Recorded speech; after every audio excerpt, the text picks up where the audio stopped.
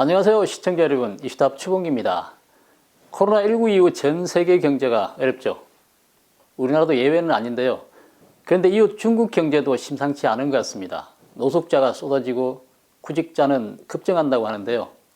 이는 경제가 쇠락하는 징후를 보일 때 나타나는 현상들이죠. 지난 양해기간 중국은 경제 성장률 목표를 5%로 제시했습니다.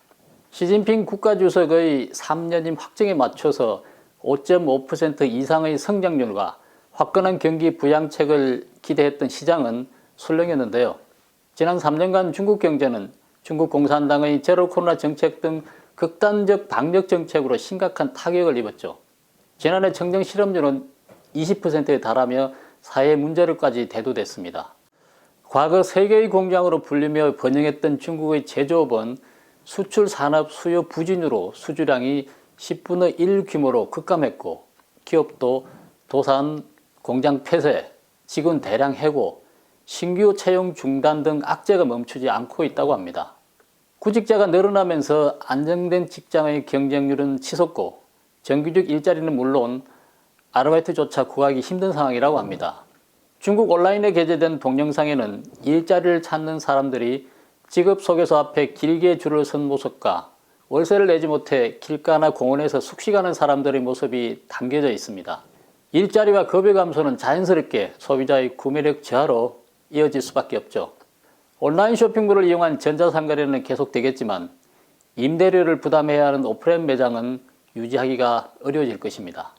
과거 번화했던 상점가의 빈 점포가 늘면서 상권이 몰락하는 상황이 경제 수도 상하이에서도 나타나고 있다고 합니다.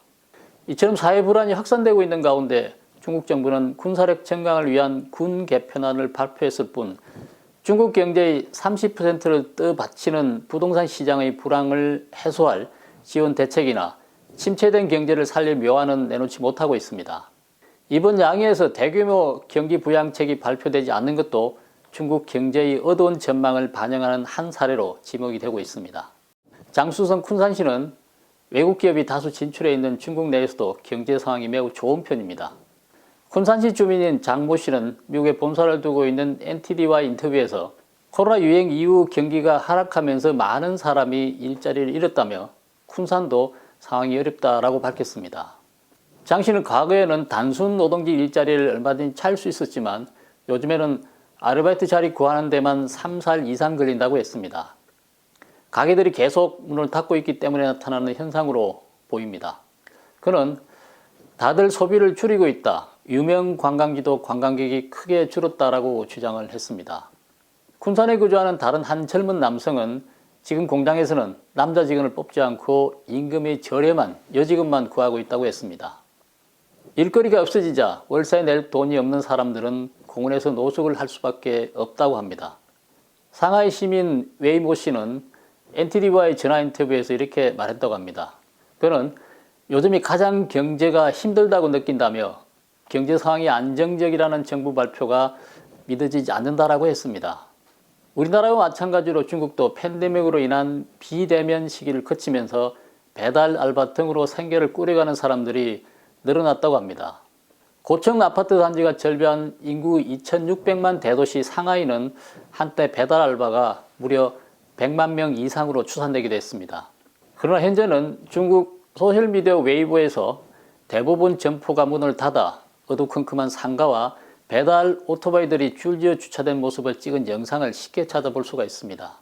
이제는 배달로 생계를 이어가기도 어려운 상황이 됐다는 겁니다. 주문이 끊겨 길거리에 앉은 채 무작정 대기하는 배달원들이 어려운 신세를 하소연하는 장면도 곳곳에서 목격이 되고 있다고 합니다. 웨이 씨는 강동에 사는 지인은 19위안, 하나로 약 3,600원이던 시급이 지금은 9위안, 하나로 약 1,700원까지 떨어졌다고 한다면서 가족 부양은커녕 자기 한 입도 풀칠하기 어려운 상황이다라고 했습니다. 그는 이어서 정권이 바뀌든지 어쨌든 상황이 달라지기만을 바라고 있다라고 했습니다. 상하이, 베이징에 이어 중국 제3의 도시로 성장한 것을 자랑해온 경제특구 선전시에도 심각한 실업 파동이 몰아치고 있는 것으로 알려졌습니다. 트위터에는 선전의 길거리에 나앉은 사람들을 촬영한 영상이 여러 편 공개되기도 했죠. 중국 경제는 단순히 중국만의 문제가 아니죠. 중국과의 교역량이 많은 우리나라도 중국의 경제 상황 악화로 인한 영향을 받을 수밖에 없을 것입니다.